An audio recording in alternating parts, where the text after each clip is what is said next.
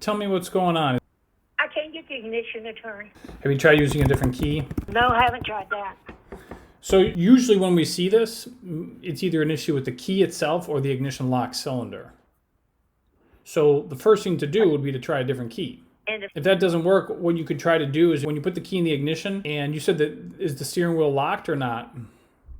it's not locked. Well, you could try turning the key forward while you wiggle the steering wheel, or turn it to the left or to the right. And sometimes Okay. you're able to get the key by just wiggling it while you're moving the steering wheel back and forth.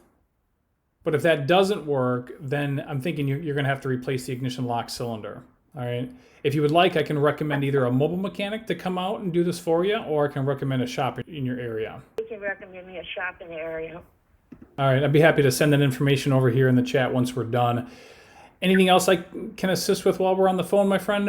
That's all. I'll go ahead and send this information over. And if you have anything that comes up, or if you have any questions, just let me know. I'll be happy to help. Thank you. You're welcome.